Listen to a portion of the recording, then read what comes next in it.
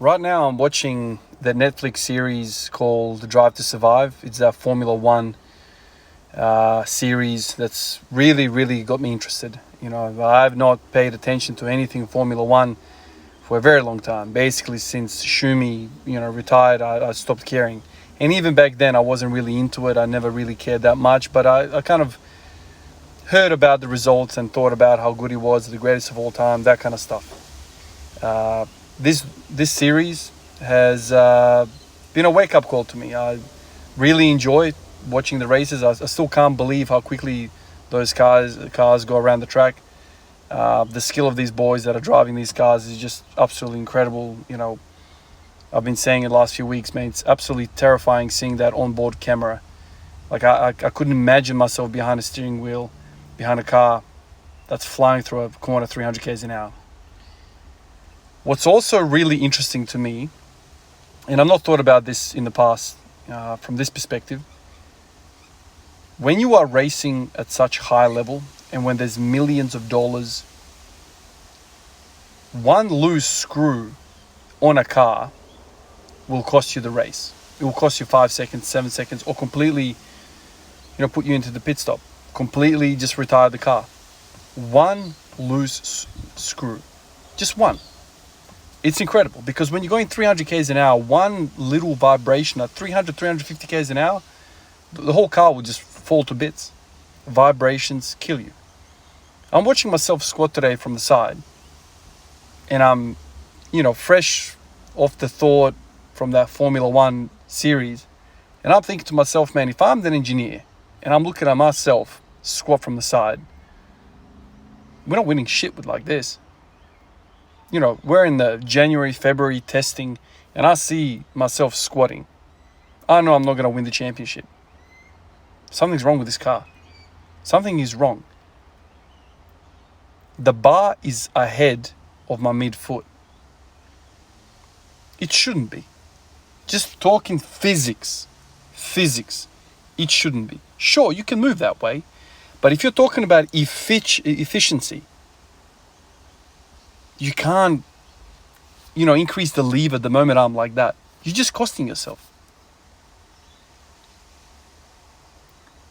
From an engineering point of view, there needs to be a better transfer of force. Get that screw tighter. Identifying certain things from certain angles when you squat, that's step one. Step two is, okay, what do we need to do to fix this? I wish if it was a car, you can just go, bolt on, bolt off, fix the part, go around the track again, see, if we made a difference. Seeing my squat like this, it's been a while. It's been a while for me to squat like this. I've done many different exercises and still I'm squatting like this. Isn't that interesting? Throw into the mix recurrent hip pains. That's plagued me for a very long time. I haven't had hip pain for a long time now, which I'm very happy about. But there's something going on. There's something really going on. Of course, straight away you guys will say it's the ankles. In my experience, you can do some reading online as well. You can watch some videos online where other guys are talking about this. Squatting is not about ankle mobility. You can test your ankle mobility. I've tested mine. It's fine. Sure, more ankle mobility is always better, but you're just putting more eggs into the wrong basket. It's the hips. I have no internal hip rotation. I've got 40, 45 degrees of external, nothing internal. That's a really good place to start. Really good place to start. If we agree that I won't be squatting 300, 350 like this anytime soon, I can't put on endless amount of muscle mass.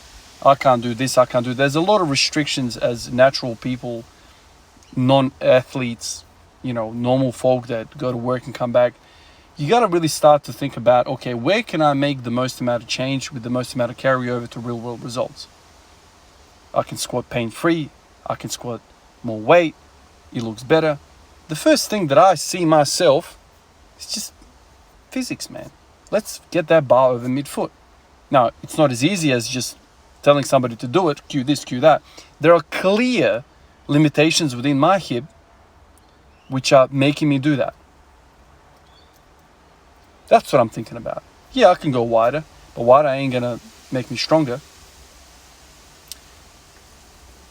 That's what I'm thinking about now.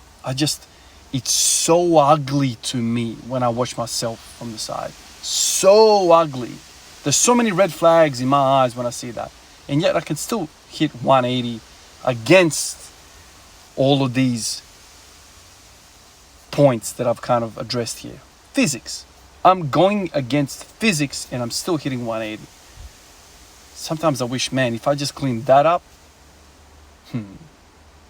I think that's where the most gains for me right now lie. Get that bar over midfoot somehow. Appreciate all of you guys. I'll catch you in the next one. Peace out.